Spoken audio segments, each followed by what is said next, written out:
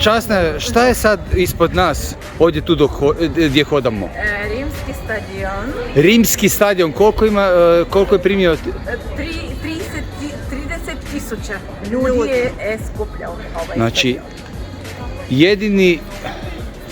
jedina prometna shopping ulica koja je sagrađena na Rimskom stadionu koji je primio 30.000 ljudi.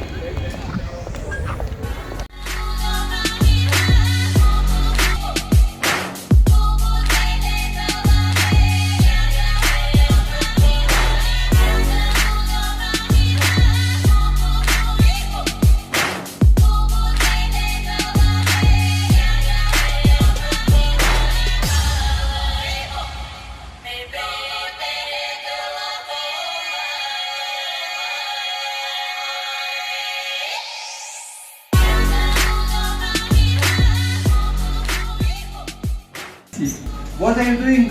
Martinici. Oh, it's very beautiful. Yeah. Can you make one for me? We are going to selling them soon. This. Okay. If you're gonna sell it for your need, okay. Yeah. But I also can buy one. Yeah. Of course. It's very nice. Lijepo vas sve pozdravljam i želim poručiti osobama s invaliditetom, našim natjecateljima, da oni mijenjaju društvo u kojem živimo. Svi mi ostali ovdje smo samo jedna podrška. Najbolji pobjednik koji bude danas pobjedio će krajem ove godine doći u Hrvatsku gdje ćemo ga ugostiti na 10 dana, gdje će imati trening za polufinale i finale i nakon toga svi zajedno idemo na audijenciju u Rim kod Pape. I sada ćemo krenuti sa natjecanjem prvog europskog gastro natjecanja Cupid Spoon.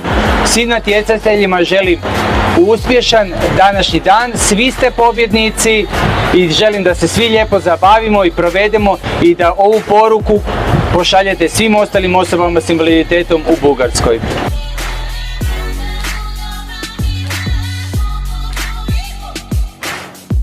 Ja sam trekao!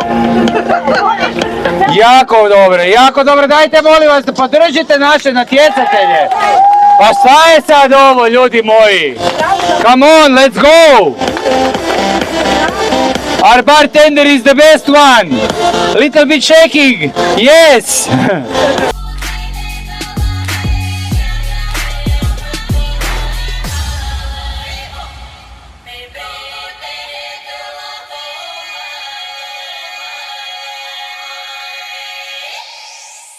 Reći za našu salatu koju je sama naša kuharica pripremila. Bez pomoć mame. And where it go? Here? Here, but I have to make it boiling first. Okay.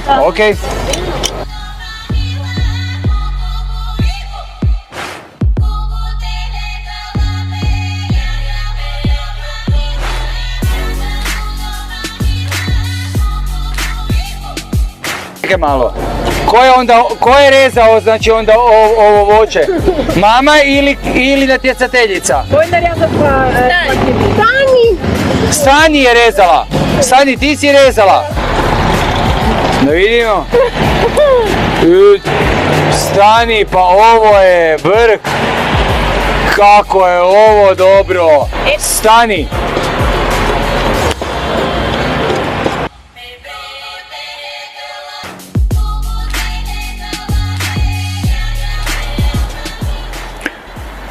Gotovo natjecanje u Bugarskoj, spremni smo za sljedeću destinaciju. Domaćini su bili predivni, atmosfera u Bugarskoj je predivna. Gdje god smo došli, svugdje su nas dočekali širokih ruku, otvorenih vrata, punoga stola, riječi hvale.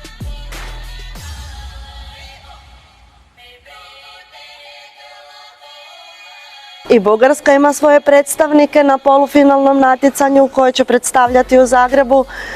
Nikolaja razvalio u kategoriji koktela, a Irina je pripremila jako lijepo jelo i predstavila se u kategoriji kuhanja.